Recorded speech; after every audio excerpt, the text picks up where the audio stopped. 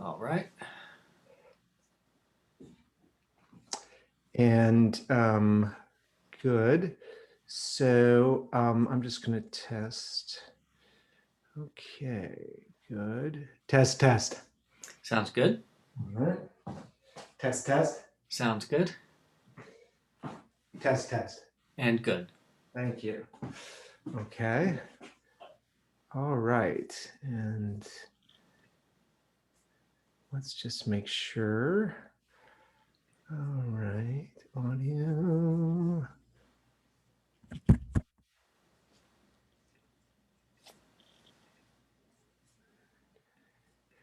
All right. And up here.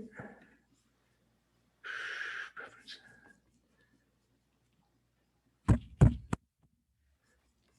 you hear that tapping? Tap. Heard the tap. Yeah. Thank you. Okay, great. Then I will check in a little bit before 8. A little before 8. Okay. Okay, thanks. Bye. If you're seeing us on Facebook Live, we'll be back with the live show at 8:10. Bye.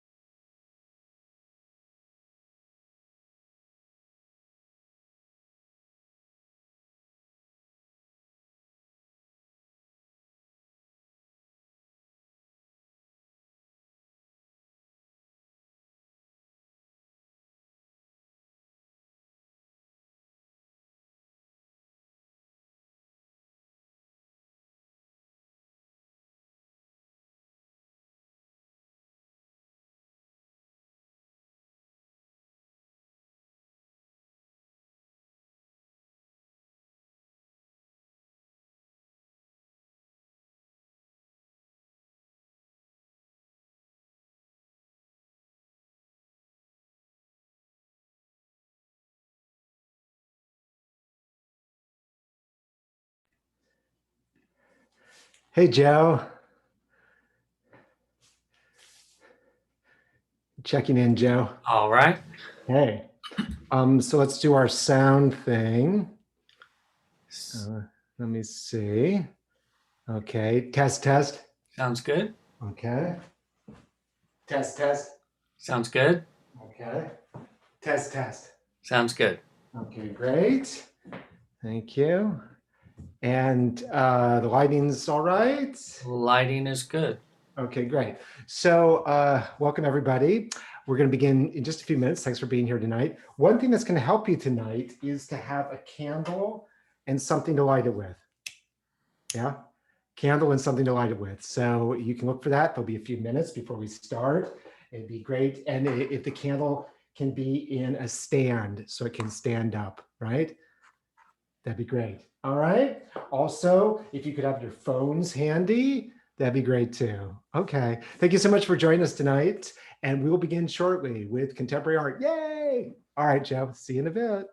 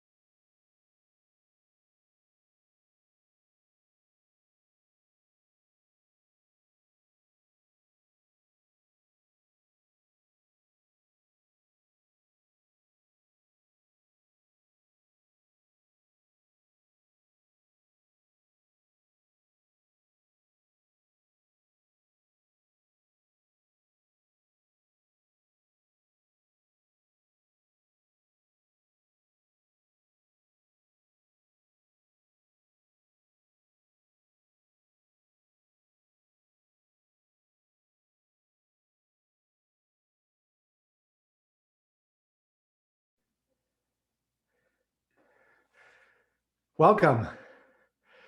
Welcome. My name is Little Beasley. I'm your professor for this evening in this presentation on contemporary art, specifically conceptual art. And I'm Professor Little Beasley.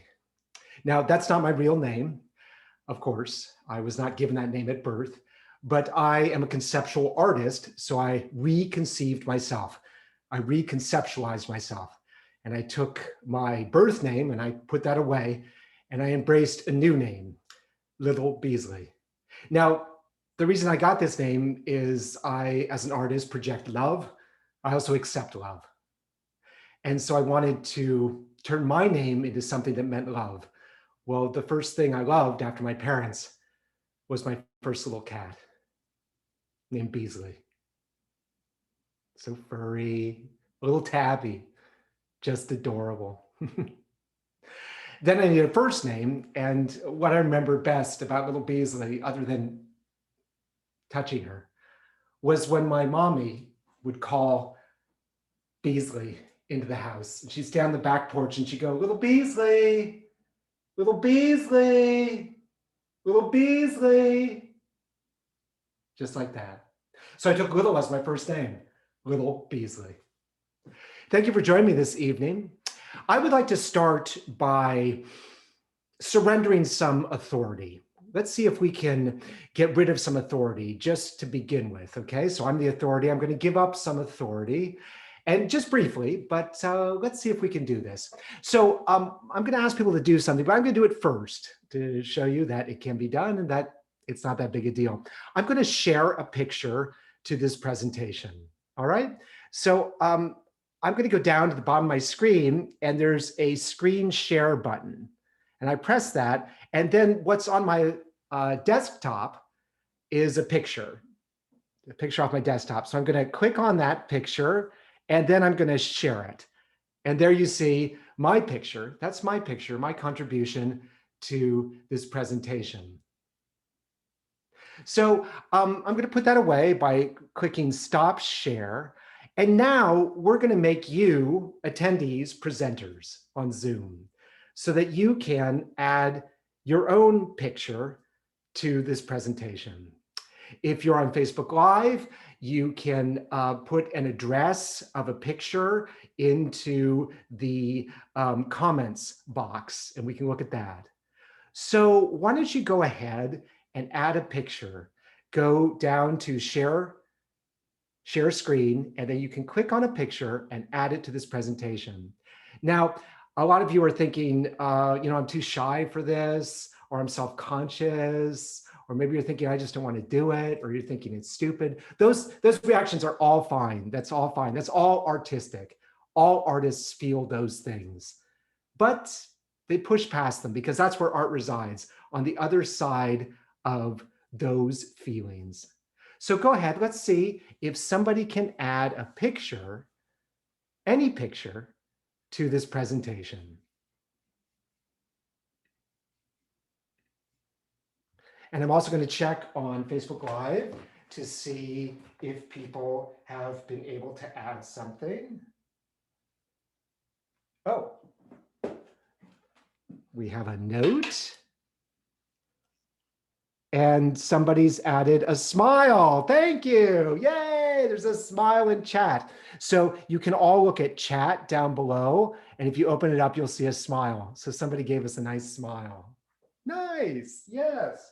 So I'm also going to take a look at Facebook Live to see if somebody is having an artistic moment and adding something to our presentation.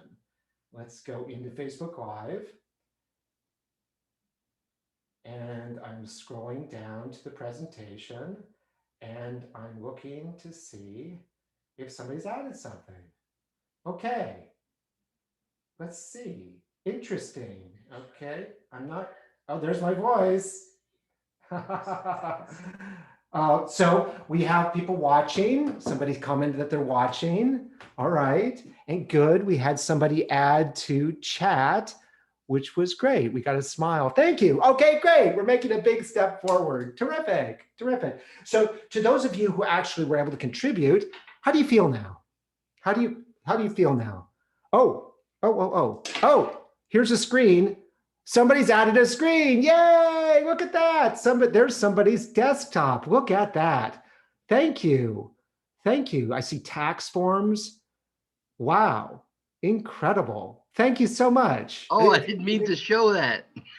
Oh my God, we've got a voice. Somebody's added their voice. Lovely. Good. Well, thank you, Bill. It's lovely to see your screen. And I might get sued if you see tax forms. I know. Well, I think you're an accountant, so that makes sense. And that beautiful streetscape. Thank you, Bill. Wow. Yay. Oh, is that what you're looking? Can you see the streetcar? Oh, I can't. Oh, yeah, there it is. Oh, is this New Orleans? It's New Orleans, Canal Street, and it's a part of a slideshow that's on my screensaver. I love it. All right. Okay, thank you. No smut, nothing to worry about. Nothing to worry about. Nothing scary. Great. So then, Bill, you're going to want to go to the top of your screen and click Stop Share. Do you see that?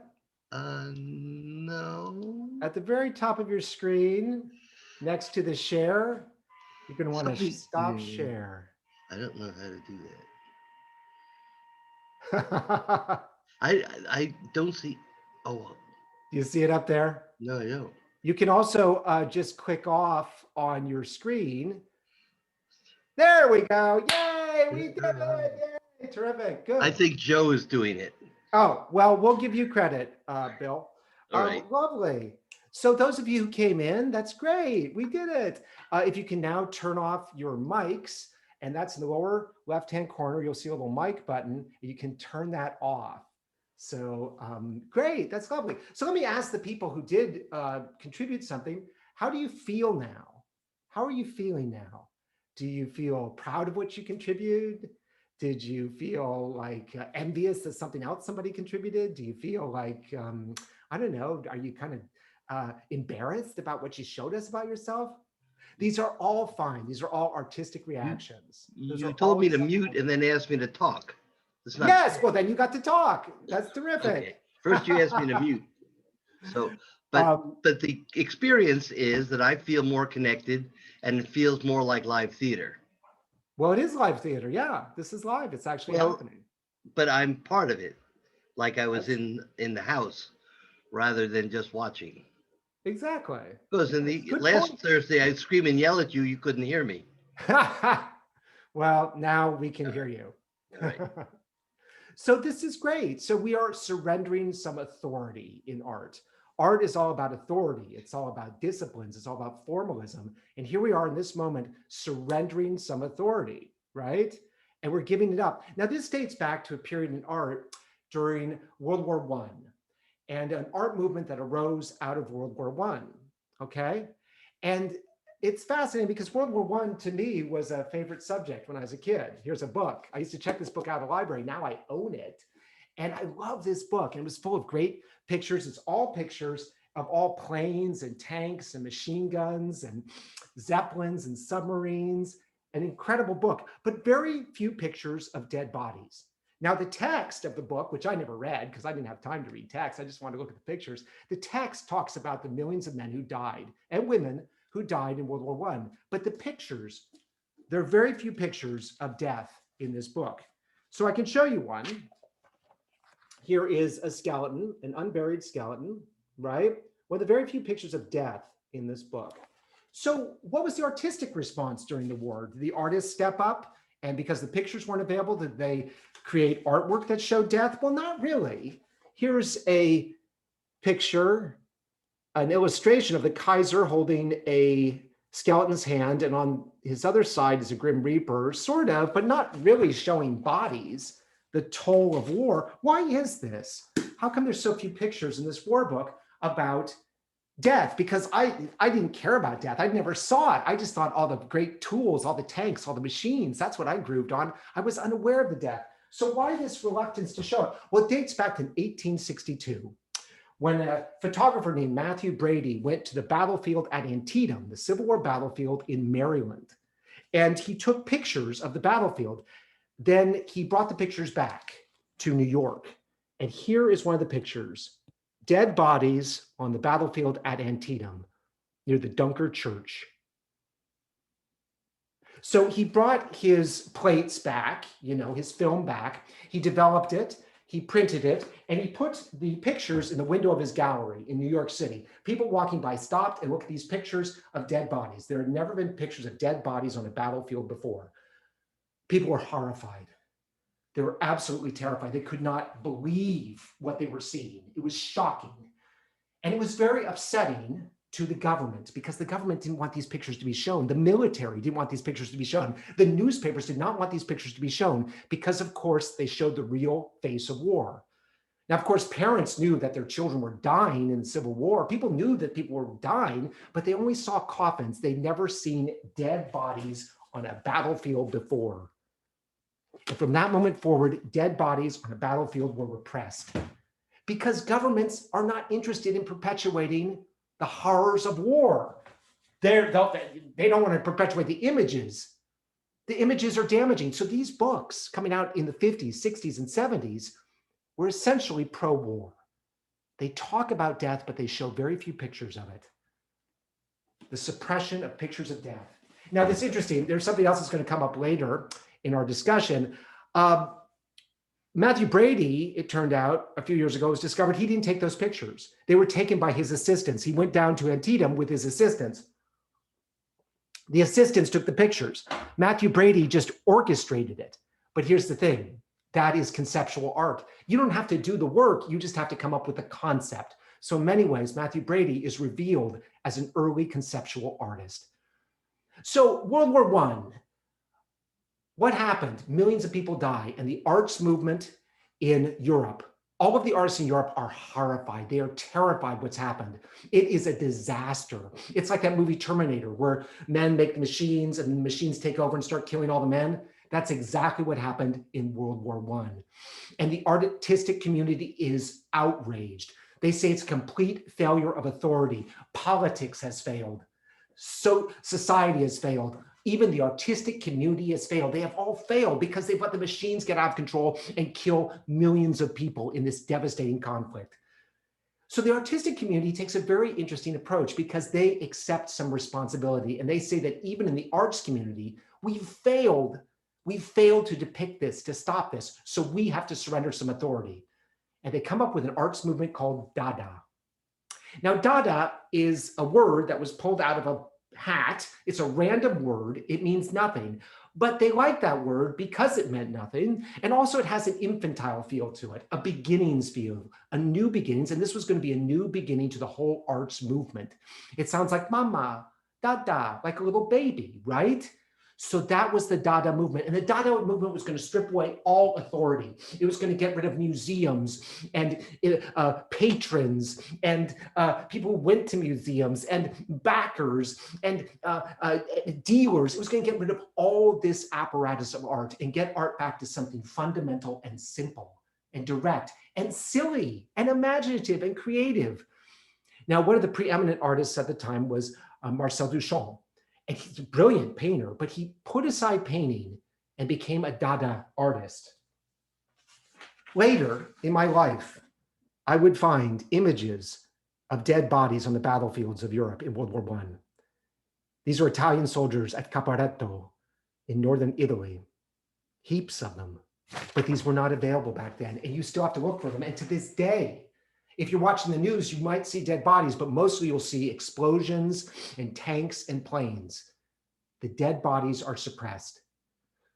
So Marcel Duchamp, overwhelmed by the failure of art to participate in stopping all this, to even depict it, strips art back through Dada. And he presents his latest sculpture, this, called Fountain. This is what he puts into a museum. In 1917, before the war is even over, he puts this into the museum. What is it? It's a urinal. He found it at the dump. It's urine-stained urinal. And he said, this is sculpture. Of course, he was making a comment on museums, on collectors, on people who appreciate art. He was making a comment on the whole thing. It's just piss. It's excrement. It's waste. This was his comment, Fountain. And of course, he didn't make this. He didn't create this. This is a ready-made. He found it and turned it into art. And this was the recreation of art. It's a concept that he had. It is a truly conceptual moment. And that's where we are right now. In Dada, it's anti-authority, it's conceptual. And as we move through the century, conceptual art gets rolling. And it emphasizes it's not the concept, right? That's finished, it's just the concept. It's conceptual, it's not execution, right? It's enactment, it's not commodification. So if you're in the museum and you see the Mona Lisa on the wall, the Mona Lisa is a commodity. It's finished, it's static, it has no life. What is interesting about the Mona Lisa is the moment of creating it, the concept, the conceptualization. So if we had Da Vinci painting the Mona Lisa, that might be fascinating. But as a work of art, it carries too much authority and it is static and it is dead. The conceptual artists will get us back to the moment of creation. They're not interested in the artifact because the artifact is dead. It's like all artifacts, it is dead. Now, there's some very famous conceptual artists, Damien Hirst, Jeff Koons, and the amazing thing is they don't make their art. They don't make it. They have artisans make it. They stand in a factory surrounded by people building their concept. They conceptualize it, but they don't make it. Think of a producer saying, that's my movie. He doesn't care about the director, the writers, the actors. It's his movie because he produced it. That's what the conceptual artist is. Somebody who produces it. Now, an early conceptual artist in the United States is a man named Chris Burton. It's fascinating because, of course, we saw in World War I that the bodies of the men were reconfigured by politics, right? The bodies were destroyed, torn apart, ripped up, mutilated by politics. So Chris Burton is now going to manipulate his own body with art, conceptual art. One of his first conceptual art pieces from 1971 is Crucified Volkswagen. He actually crucified himself on a Volkswagen. And what he did was he had his attorney nail nails into his hands, through his hands, and actually nailed him to a Volkswagen.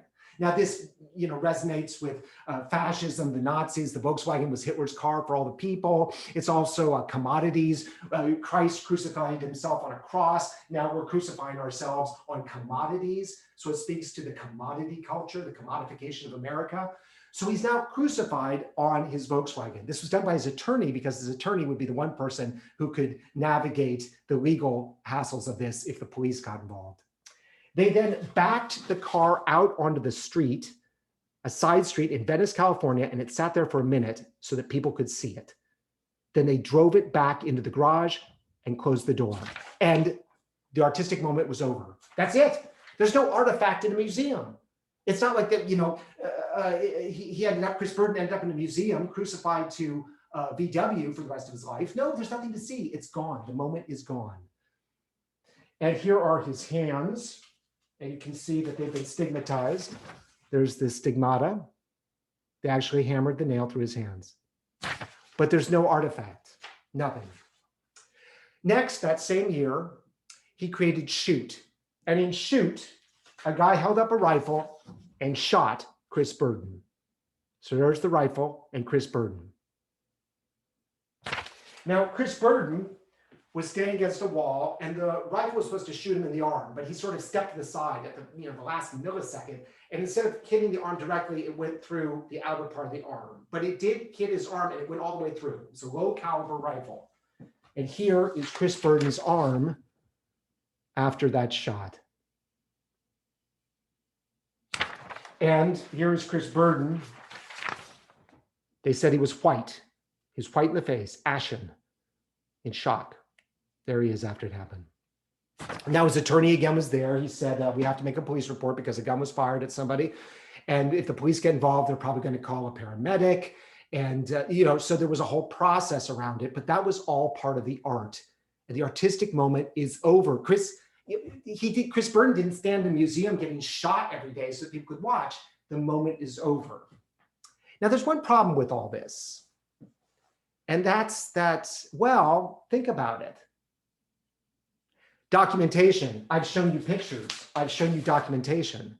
So in a way, this conceptual art is compromised because we have documentation, which is getting pretty close to an artifact. It's getting pretty close to something on the wall. It might not be worth much, but it does document that this actually happened. Another famous conceptual artist is Christo.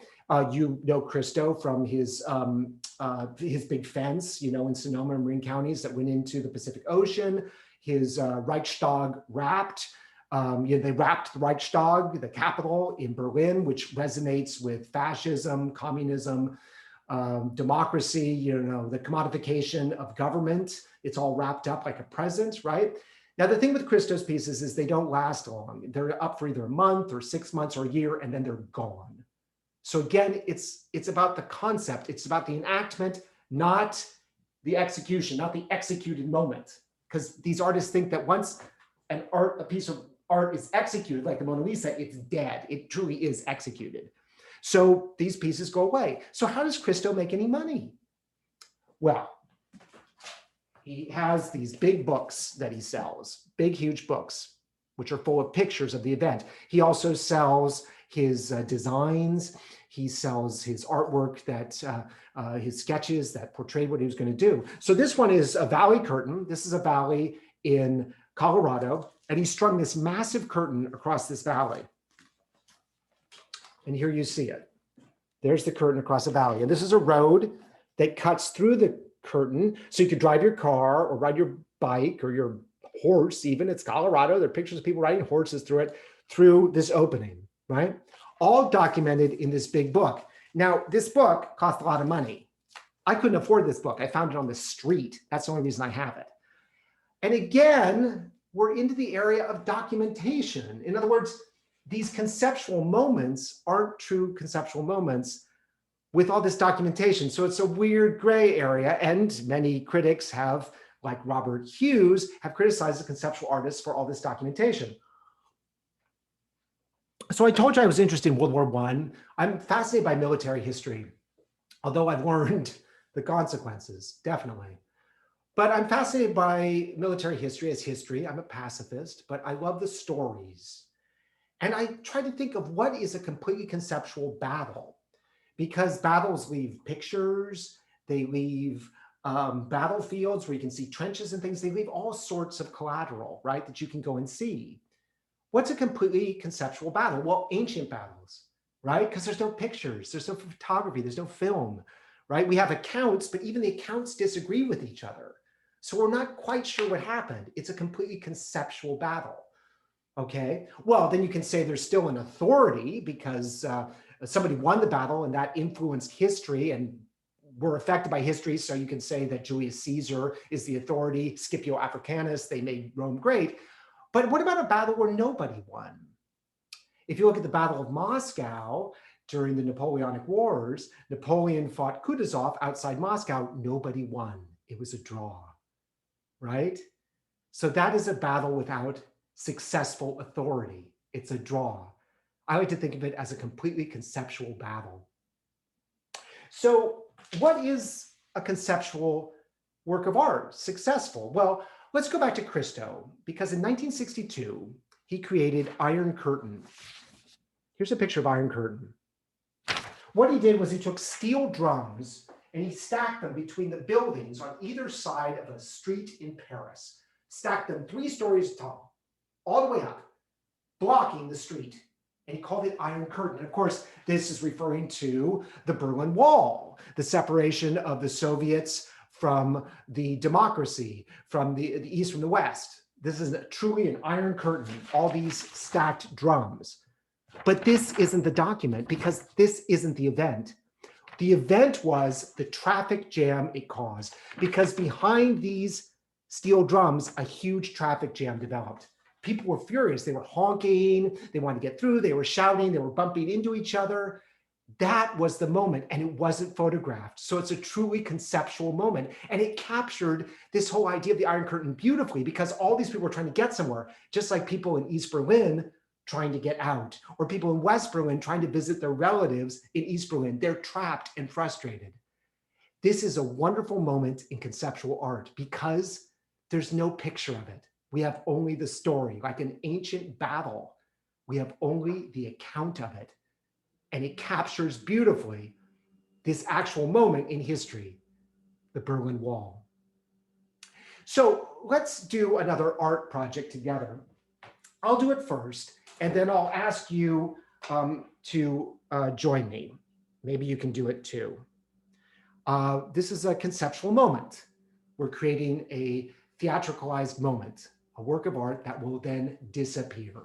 Okay? I'm going to call somebody up and apologize. This is somebody very close to me, and I have never apologized to them for this event. I'm going to call them, and then I'm going to put them on speakerphone so you can hear them. You can hear the whole conversation. So here we go. You should hear ringing.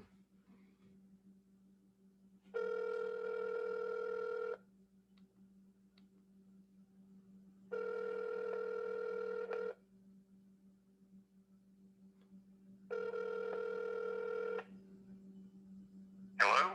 Oh, hi, it's me. Hi. How are you? Me? How are you doing? I'm doing fine. Good. So listen, do you remember that you had some silver commemorative coins when you were like 8 years old? Vaguely. What did they commemorate? It was like a bicentennial thing. Yeah. Okay. I think somebody gave me a set and I collected, $2 bills, weird coins and a little bit, yeah. Do you remember that I stole them? No, I don't. Well, You stole them.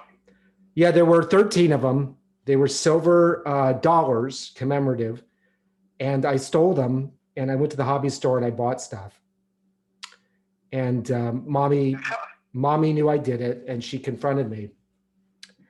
And I never apologized to you for that.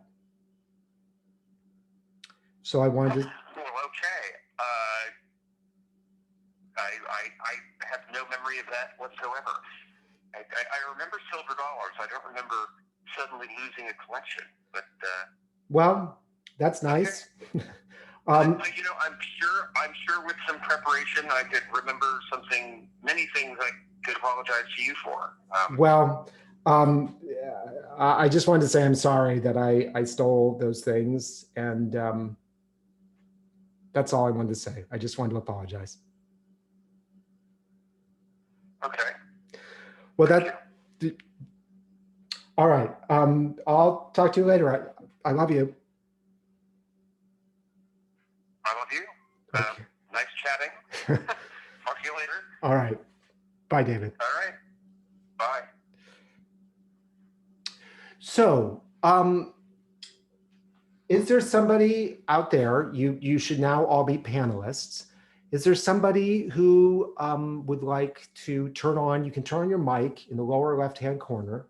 You can make a call and you can turn on your speaker on your phone and we can hear you apologize. Is there somebody who'd like to make an apology as a contribution to our surrendering of authority?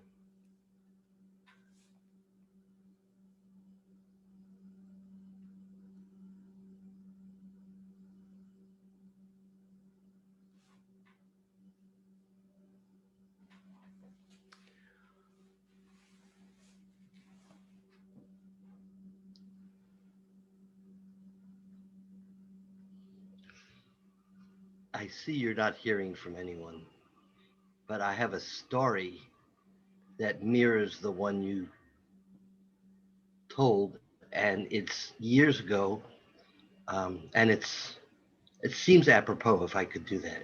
Yes, please. Yeah. I was a kid. My dad died when I was young, and my mom kept a lot of his jewelry in a drawer in her bureau. And I can't remember why, but one day I took his money clip and his tie clip with his initials on it. And I kept it forever. I don't even remember when I took it. Subsequent to that, the house got robbed. And I preserved those things. Then, even decades later, I confessed to my mom and I told her that I had done it. I said, what can I do to make it up? She said, my grandson, who's named after your dad, is getting married next month, and he wanted something from his grandfather to have at the wedding. So I actually gave it to her to give to him. Have I said it clearly enough?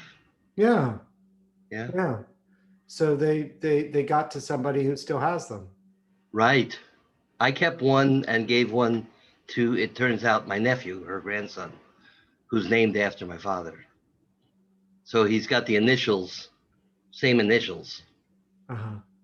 and he has a tie clip. And it came from an apology. Right. If I hadn't apologized, I wouldn't have been able to complete it. Well, thank you. That's terrific. Good. Okay. Thanks. Almost better than a phone call. The full story. Thanks, Bill. Oh, sure. So apology is related to memory, and memory is related to loss. A lost friend, a lost item, a lost opportunity, a lost love. And I became a conceptual artist because of an artist who inspired me. His name was Felix Gonzalez Torres. And his work is concerned with memory and loss. He is a conceptual artist. He was gay. He was Cuban American. He died in 1996 of AIDS. And before he died, he watched his lover die of AIDS. He watched him die. The first time I saw Gonzalez Torres' work was in a museum, and I was shocked by the simplicity of it. And then I was outraged by the vulnerability of it. It was just light bulbs hanging down a wall, and it was called Last Light.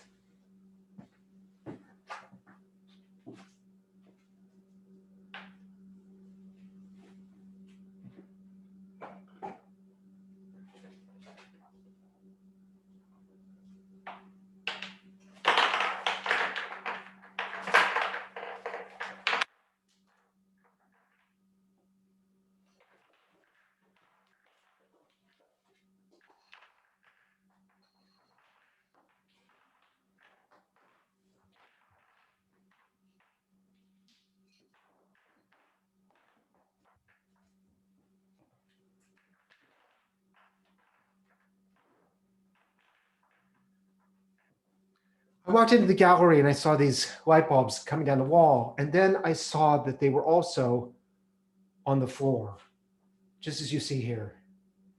And I realized immediately that they were incredibly vulnerable, that anything could happen to them, that we as spectators could destroy this work. And if this is a life, we could destroy this life. We could step on them. We had to be incredibly careful.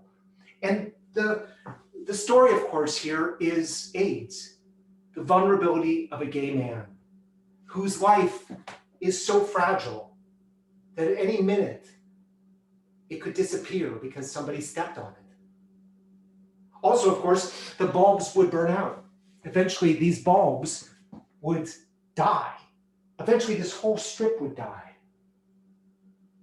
I never saw anything so simple used so potently. And of course, I could relate to all this because I loved light bulbs. I thought they were wonderful. I thought they were magical. And here they were being used as a metaphor for death, for AIDS, for the vulnerability of gay men in the 90s. Another piece of his work was called Lover Boys.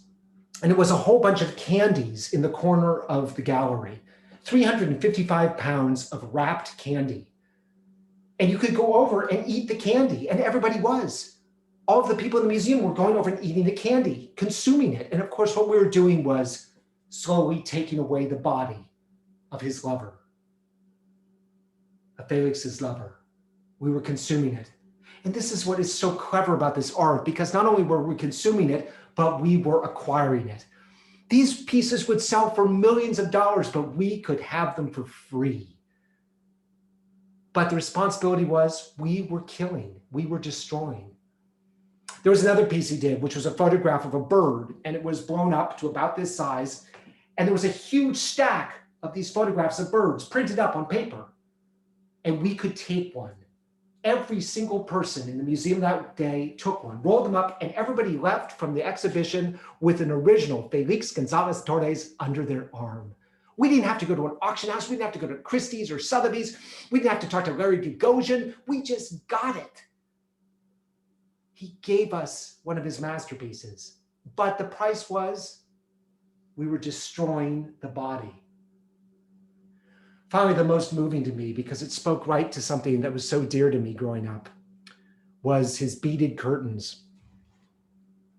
I was in an art museum in Seattle, and I saw my first beaded curtain. There it was, and it hung between two rooms, two art galleries, and you had to pass through it to get into the next art gallery. Now, I grew up in the 70s, so many of my friends' mothers had been hippies, and they had beaded curtains in their houses, and it brought back my childhood. And of course, I would pass through it gloriously. And it was such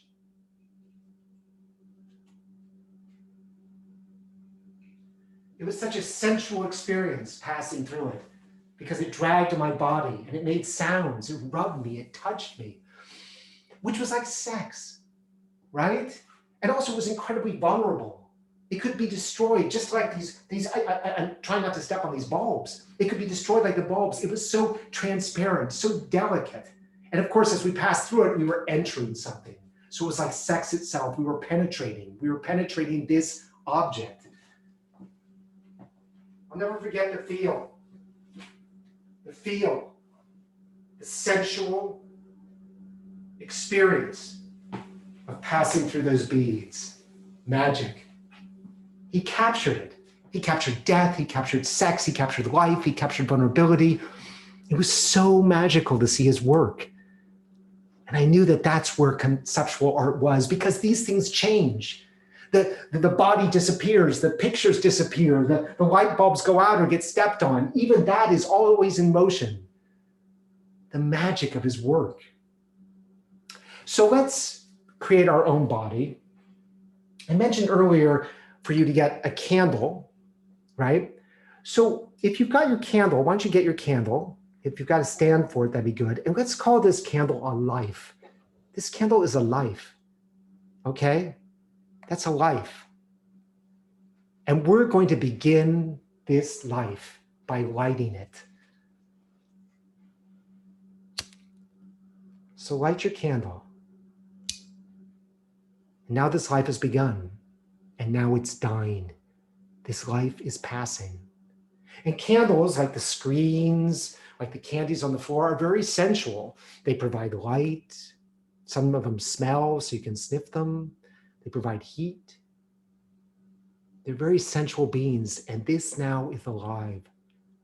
So if you're doing this at home and would like to show us your burning candle, you can by holding it up to your camera and turning your camera on. So in your lower left-hand corner, you see there's your camera. It's the little thing that looks like a camera. And oh my God, there's another light. Where? It was there for a minute. Yes. So let's see some candles. Beautiful. Yes, so hold them up. That little green light at the top of your screen. That's it. Beautiful. Thank you. Okay, let me go get a candle. There we go. Gorgeous. So we've all brought something to life. Thank you.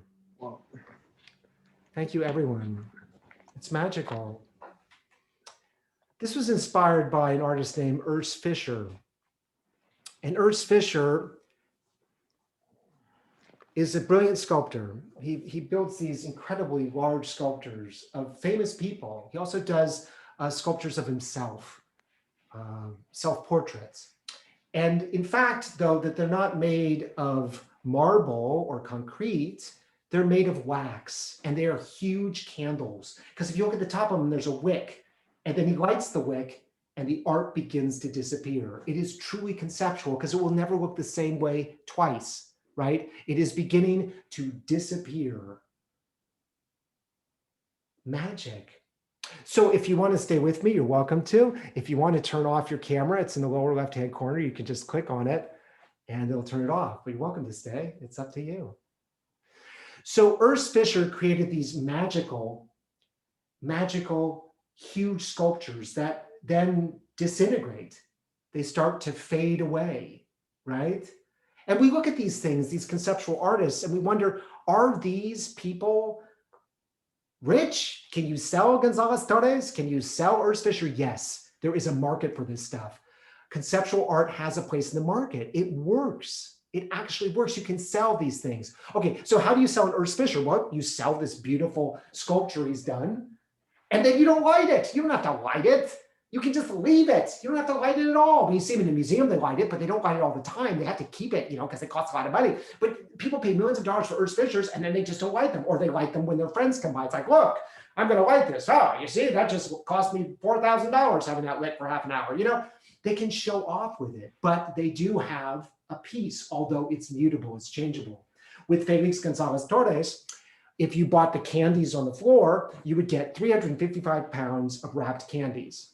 Well, you're like, well, anybody can go out and buy wrapped candies. Who cares? Well, yes, but you also get a certificate that has your name on it as the owner. And you get an instruction manual, and you get a testimonial from a curator at the Guggenheim saying that this is important AIDS art. This is living art. Now, some people don't even put out all those candies on the floor. They just put up the certificate with their name on it. That's all they put up. In other words, the artwork doesn't exist. These are big sellers. One of the best movies about art is, in fact, a movie about conceptual art, although it doesn't start out that way. It's called The Horse's Mouth, and it stars Alec Guinness, and he also wrote the screenplay from 1958, and he plays an artist named Golly Jimson. And Golly Jimson is a national treasure. He is a famous British artist in the 1950s. His paintings are in the Tate, which is London's great modern and contemporary art museum, probably one of the great contemporary art museums the world over, one of the top 3 or 4. And his work is in there, and he's having a major exhibition. And people all over London own his artwork. They're national treasures, but nobody can stand him. They can't work with him. They hate him. Nobody will hire him because he's crazy. He lives on a houseboat that's sinking. He's always getting thrown in jail for drunkenness. He's totally insane. And the only way he can ever get anything painted is to wait for one of these rich people to go on vacation. And then he sneaks into their house. He breaks into their house, clears away a wall, and paints a huge mural on it. Well, when the murals are done, he hates them. He always hates his work when it's done. So he just leaves in disgust. These people come back from the vacation and their wall has been ruined by this huge mural, but they can't destroy it because it's a national treasure. So what happens is, in his neighborhood, there is a church, and it's going to be torn down by developers. They're going to build an apartment building, and he doesn't want to lose the church. He loves that church. It's beautiful. So he breaks into the construction site. He sets a table out on the street, and it says, art lessons, £1. He draws on the massive wall of this church a huge paint by numbers design. It's just the outline of a huge mural with the numbers corresponding to colors. Then people come and sign up for his art lesson, £1. He sends them up the scaffolding with paint. They get a quadrant, and his students create the artwork. It's completely conceptual. It's like Damien Hirst. It's like Jeff Koons. He doesn't create the art. It's like Felix Gonzalez Torres. He didn't invent the light bulb or the candies. He just reutilized them. This is what Alec Guinness is doing. He's getting somebody else to create his art, right? And when the scaffolding comes down, there's a huge mural that he didn't paint, but it is a Golly Jimson, a huge mural. And guess what? They can't tear down the church because it's a national treasure. They can't destroy Golly Jimson. It's impossible. But he hates it. Remember, he always hates his artwork. So he gets into a bulldozer and he himself knocks it down. It's a completely conceptual moment. It exists only as a concept. The execution is destroyed. He executes it. and it's rubble at the end. Now, this ties into the self-destructiveness of a lot of artists, conceptual artists, but many other types of artists. Artists can be very self-destructive. Many have committed suicide. Van Gogh, Mark Rothko. So let's have a little moment of perhaps desecration. I want us to claim our bodies. I want us to turn our bodies into self-portraits.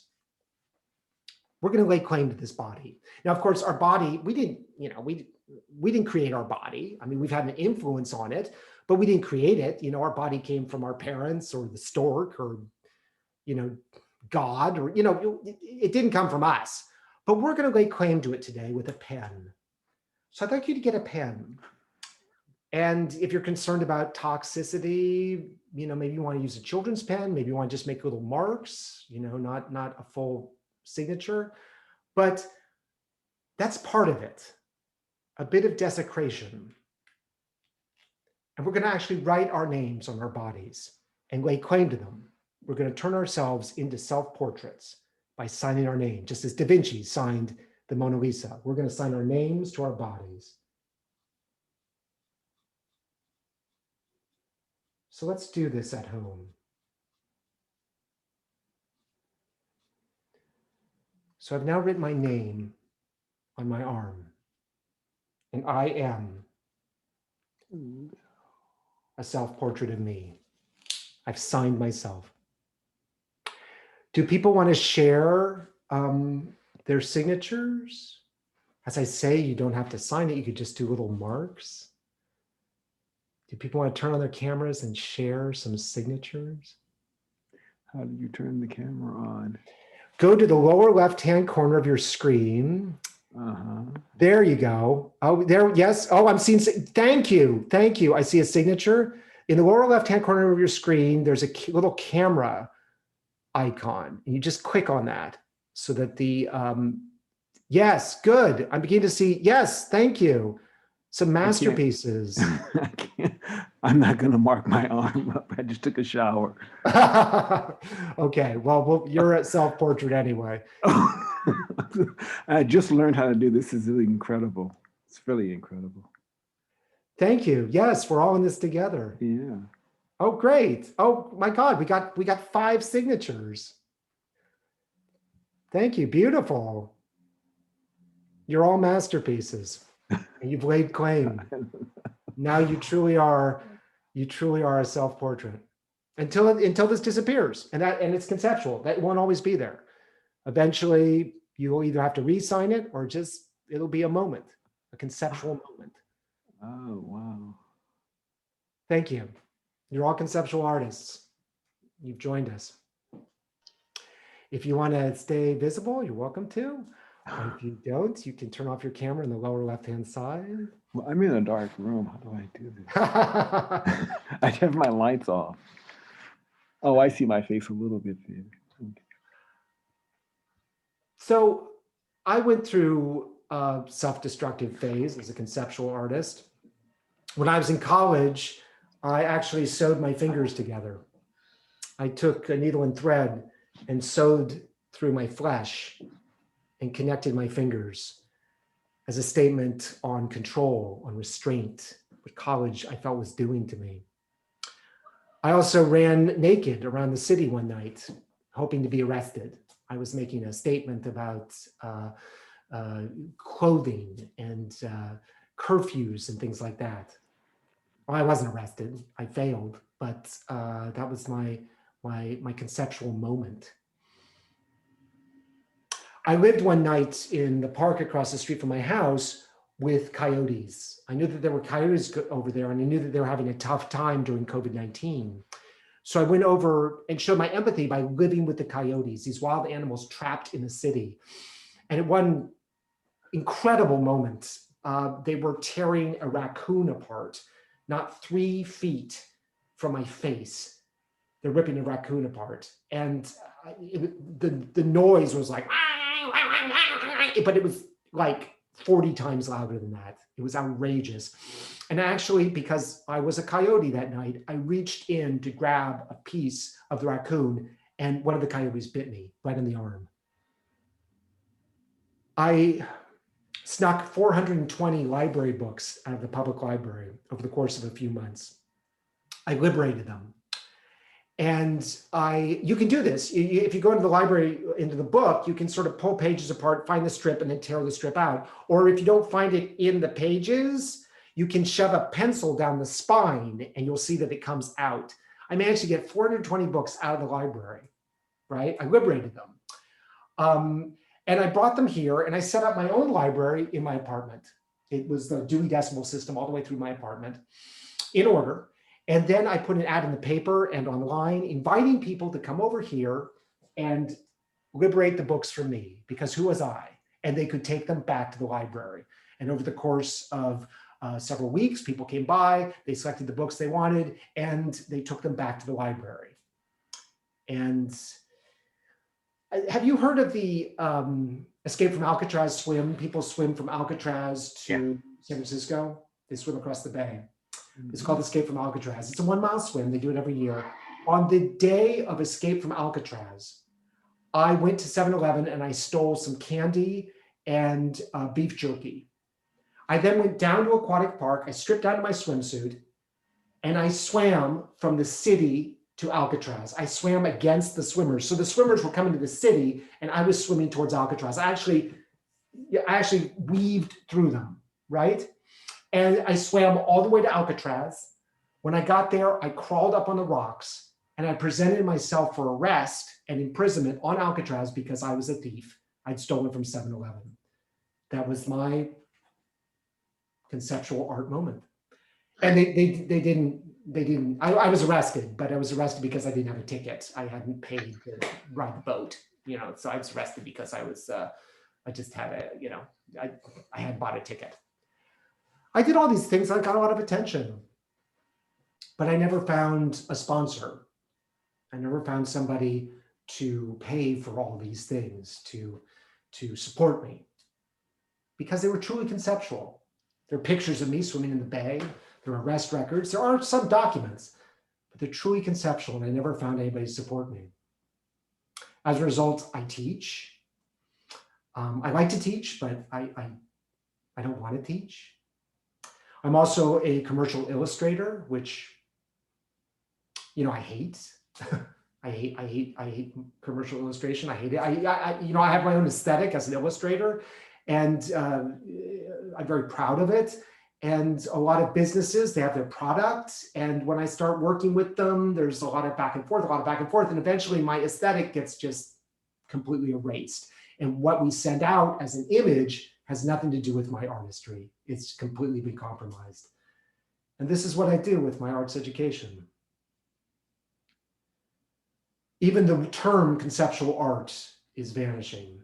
If you type it into Google, it says it's a job. Concept art, it's a job. You can study it, you can make money.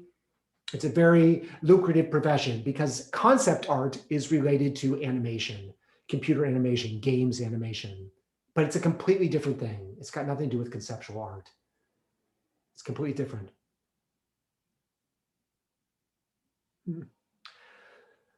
So I often think about artists who commit suicide, artists who give up, artists who go crazy, frustration, anxiety, artists who are self-destructive.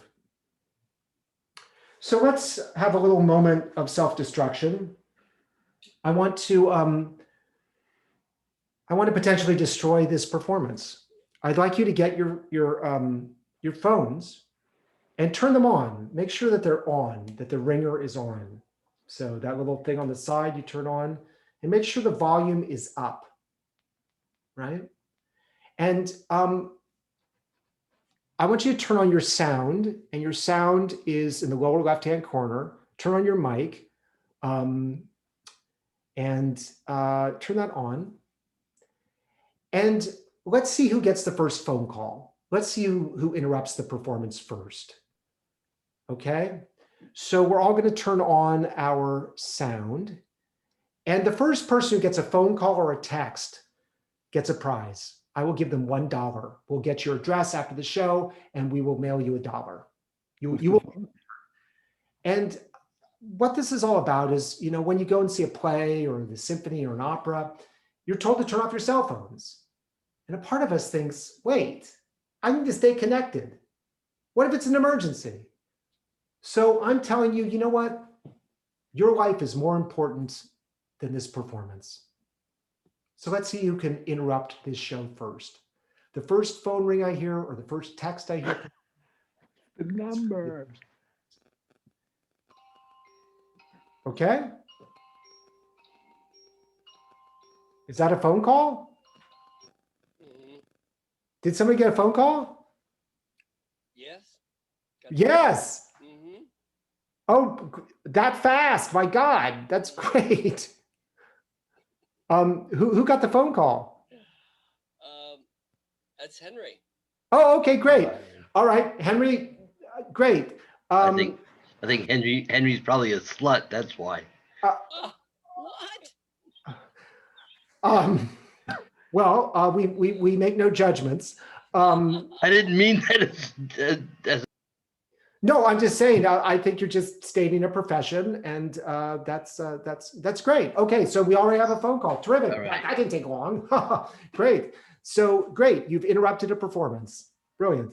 And you have won $1, and we will send it to you because your life, your phone, is more important than anything I'm doing. So, are there ideas out there? Does anybody have an idea for a conceptual work of art?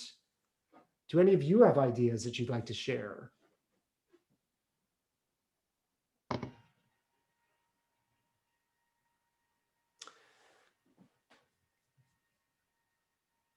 Your mics should all be on. No. So that, But how do I? So you can hear me then. I can hear you. Yes. So Do you what am have I? an idea for a conceptual piece? A spoken conceptual piece? A piece? Spoken? Anything. No, I don't have a. Let me see if I have anything in my apartment that I can show you conceptually. Oh, how about some artwork that I did conceptually? Okay. Well, showing it here is going to be the only time it's shown here. How do I just put it in front of the like? Yeah, this just and- put it in front of the Yeah, I got it. Let me get it though. I have to take this Okay. off. Yeah. This is a conceptual moment because it's appearing live, whereas otherwise it might not.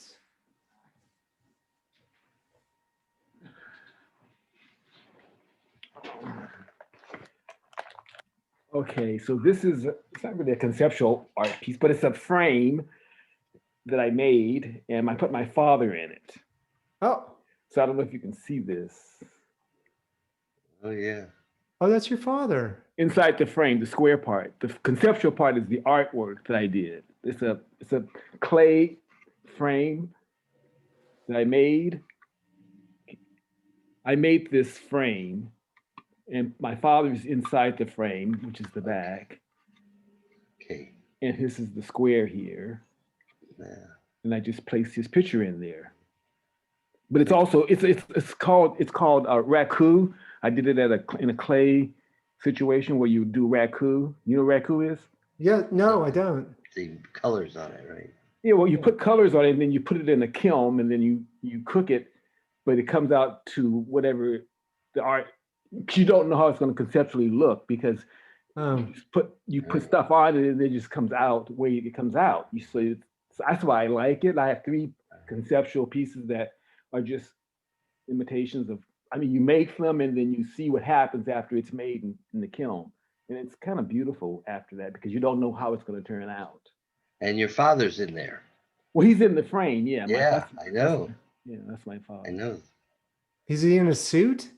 Yeah, I mean, this is just a photograph of him. We love suits. But he's dead now. He's Well, he's not. not. Well, now he's not now. Now he No. isn't. He's in the box. He's in my little box in my apartment. Yeah, exactly. That keeps him alive. Yes, So- indeed. And us talking about him has brought him back. Yeah. So we have a visual, a discussion, A frame. Thank you, Michael. It's beautiful. Well, I think it is. That's why I have it out in my apartment, because I like it. It's lovely. I mean, what better tribute to a parent than to create a frame for them, right? And to Yes. remember them. Does anybody else want to share something? Yes, go ahead. I don't think your mic's on. Can't hear you. Can't hear you. Go to the window and yell. No. No, it's on. Lower No, it's left-hand on. corner. Oh, wait a second. Wait. There you go. Now we There got we you. go. Okay. Right. Sorry. In college, I did a conceptual piece where I put a classified ad in an underground avant-garde art magazine, and said that if you wanted to know what time it was, you could call me, and I put my home phone number in the ad, and if I was home, got the call, then I would tell them what time it was. But if I wasn't there and they called, they wouldn't know, or they'd have to go somewhere else. What did you talk to them beyond that, or just give them the time? No, people would just ask for the time, and I would give it to them, and that would be the end of the conversation. If I called you right now, would you tell me the time? Sure. Okay, let's do it. I mean, this is great. This is pre-cell phone, so I had to be home for this to work. Did you stay home more than usual? No. Okay. This also sounds like it was pre-answering machine before voicemail too. Hello. Hello.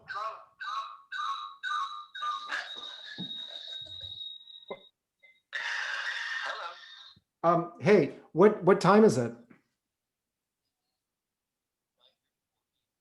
Oh, thank you. Great.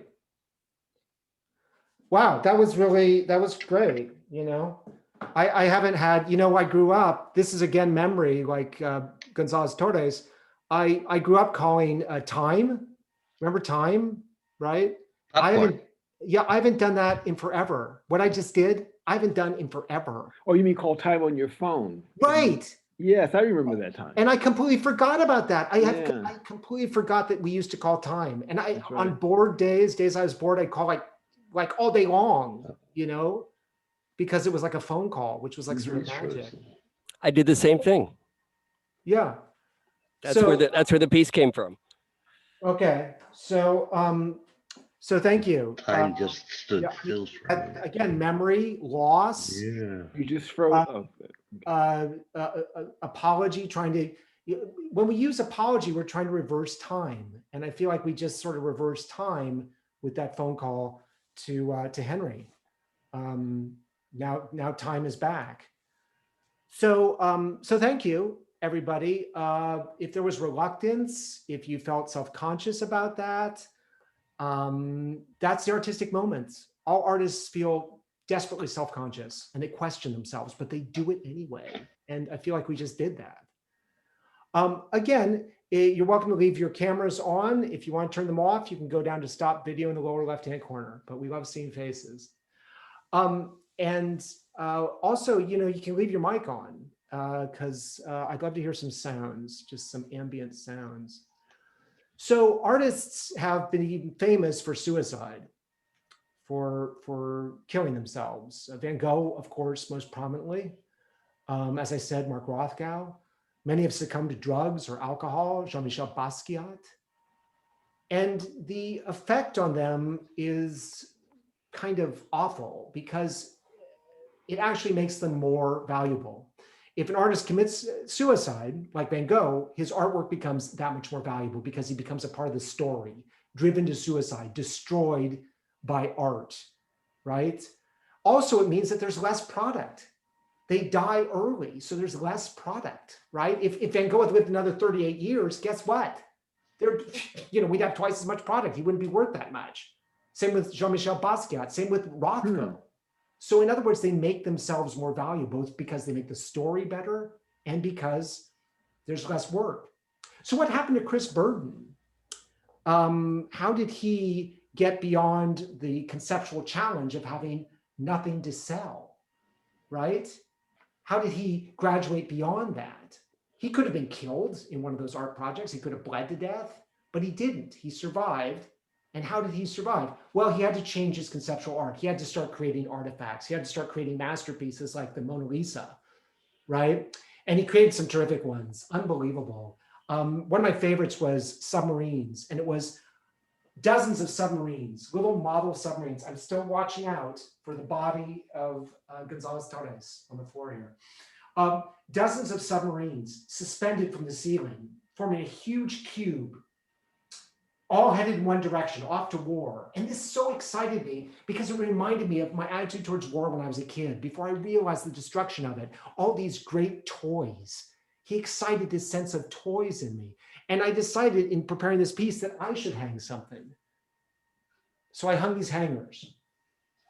Now these hangers might look banal, kind of boring, but in fact, they're rainbow, so it's LGBT, right? It's the rainbow, right? But also they speak to the moment right now because I got them off the street. The neighbors moved out and they left these on the street, and I brought them in and created a little bit of art in tribute to Chris Burton, who hung his submarines. Now, of course, what does this speak to in the moment? Half of the people in our building have moved out since COVID-19 started. It's been a disaster in our building. People can't afford to live here anymore, so they're leaving. Our building has lost half of its tenants. 6 apartments have gone in less than a year. So these hangers represent those departed souls, those departed bodies, COVID-19, homosexuality surviving in its little way by being repurposed. And I didn't create these things, and I'll take them down tonight. So Chris Burton then created an incredible work of, you know those little model cars that we used to have as kids, little boys? You put them in tracks and they race down the tracks. He created a whole city of those, hundreds of them racing around this city. 3 stories tall, this huge structure. It was a city of little racing cars racing around, going up and down into valleys, up and down buildings, 3 stories tall, filling a huge room. And it brought back the infantile in us, right? Dada, the simplicity. Also at the same museum, the LA County Museum of Art, out on the street, he created these beautiful pyramid shapes of lampposts, this incredible lamppost pyramid, all repurposed lampposts. He didn't make any of this stuff. He just conceptualized it. And people go to these lampposts in the middle of the night. They're lit up. You don't have to pay. You see children running through them, people taking pictures of them, couples having their picture taken in front of them. They are spectacular. So he became a conceptual artist who actually creates an artifact like the Mona Lisa, right? You know, what would have happened to him if he bled to death from the stigmata, from the crucified Volkswagen? What would have happened to him if he'd been shot by that rifle and died? It hadn't hit his arm, it hit his heart. My God, what a moment that would have been. Can you imagine what that Volkswagen would have been worth? The one that he died on? It'd be like Christ's cross. Can you imagine what that rifle would be worth if it actually killed the artist? And what an incredible solution to his life that would have been. He wouldn't have had to create any more art. He wouldn't have had to come up with those sculptures because he would have died a conceptual artist. He wouldn't have to create sculptures. Suicide in art. Potent. Now, a minute ago, you were all giving a pitch, basically. You were telling me about your art, and you were basically trying to convince us about it. And you did wonderfully. And the pitch in the art world is key. It's what every artist has to do. They have to sell themselves. Why? Because, frankly, art isn't worth anything. It's not good. It has no value until somebody decides it has value. And who's going to decide that? Who do you pitch to? People with money. Right. Now, money doesn't confer taste, but it definitely confers authority. These are the people who will decide your fate as an artist. And if you can't attract them, guess what? You've lost money and authority. Absolutely. Getting back to where all this started. Authority. In World War I, authority failing. Because of course, how is money kept going? Through markets. And how are markets maintained in this country? Through war. Authority breeds war. And now it decides what is art. It even decides what is conceptual art, which was trying to break away from that kind of authority, trying to state its own authority. And here I am frustrated that I can't make money from my conceptual art. When what was the money given to me do? It would be a product of US war, of invasions, of Iraq, of Afghanistan. It would be part of all that hegemony, that conquest, that persecution. And yet I crave it. The irony of art. A magical thing happened in 1911 in France. The Mona Lisa was stolen, and for 2 years, it disappeared from the Louvre. It was stolen off the wall, that masterpiece, and suddenly that masterpiece, that static masterpiece, became conceptual once again. It was in play, it was in motion, because nobody knew where it was. It was now a conceptual piece of art because it was no longer static. It was no longer dead on the wall, right? It was like my brother's coins, right? They suddenly became currency, these commemorative coins. I stole them and they became currency and they entered the world of money again. It turned out that the Mona Lisa had been stolen by an Italian who took it back to Italy. He said, this isn't a work of French art. It was stolen from Italy. It was stolen from Italy. It belongs in Italy. So he took it back to Italy, this masterpiece. Now that sounds like a rationalization, right? I mean, no, he just stole it for money, but who could he sell the Mona Lisa to? Anybody who bought it would be party to a crime. And the judges were somewhat convinced because they only gave him a 1-year sentence for this major art theft. The Mona Lisa is considered and has been considered the most valuable work of art on the planet. It is valued at $10 billion. But it's not for sale, except this guy put it in motion and he made it conceptual once again. Just as I made my brother's money conceptual, I stopped it being just commemorative, kitsch. It was kitsch until I put it into currency. I put it into action. But of course, guilt played a part. And I wasn't doing it to make it conceptual. I was doing it to buy some things at the hobby store. There was a waiter, a French waiter named Breitweist. And Breitweist and his girlfriend were thieves. They were art thieves. They went to small museums in Europe that didn't have elaborate security but had masterworks, and they stole them.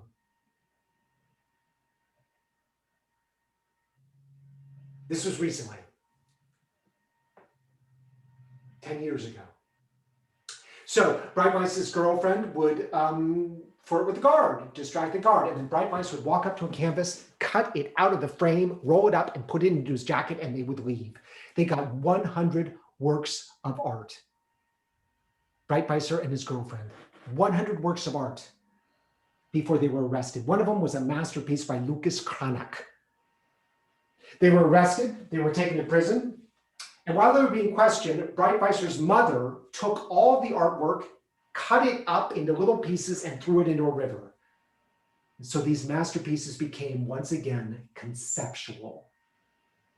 Now, what was Breitweist up to? I mean, he could never sell these things. I mean, it's all on the internet. What's been stolen? Nobody would fall for this, right? Who could he sell it to? Nobody, right? So why was he doing it?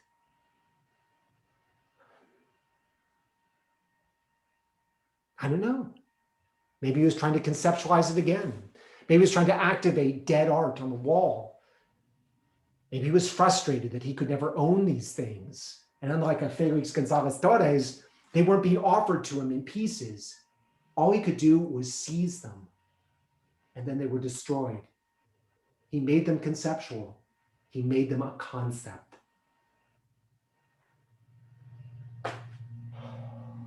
There are 90,000 artists living in New York and London, 90,000 working artists. They've been to school, they've been committed to art for decades. Of those 90,000, 5,000 make anything approaching a living. The rest do it in their spare time, are supported by a generous partner, supported by parents. The art market is outrageous. A $20 billion a year industry. And the contemporary art market is incredible. And there are many conceptual artists working in it, but so much of it ends up in artifacts. And maybe the solution to all this, the disparity, the number of artists versus the amount of money being paid out, with people like Damien Hirst getting millions of dollars for individual projects, Jeff Koons getting 50, 100, $150 million for projects. Maybe the solution is conceptual art. Maybe we shouldn't be looking for artifacts, we should be supporting people. Maybe we should look at what it costs them to live for a year and just pay them and turn the economics of the art world into a work of conceptual art, not buying artifacts that we can put on our wall and brag about and show off, but actually supporting an artist. And then maybe the pitch wouldn't just be for art, it would be for us. Do you like me? Do you like my personality? I'm going to be your artist. I'm going to be the person that you support, and my stuff's going to be conceptual, so nobody will own it, but you will be supporting the artist. Oh, you don't like me? Well, I'll go over here and try this person. Maybe that's what we need in the art world. A conceptual approach. Not so concerned with the artifacts, with the Mona Lisas, with the masterpieces. How are our candles doing? Let me get it. Diminished. Shorter and shorter. Yeah. They're burning down. You know, life got very complicated for a while there. I guess you could say it got worse and worse, but it definitely got more and more complicated. But I feel like we've emerged into a new era of hope. We have a new administration. We have vaccines. I'm not saying the clouds are parting, but I feel like the world's changing. Not changing back, but changing into something new, into an exciting moment. And I hope that art will continue to evolve as a solution to the trials that we've been through.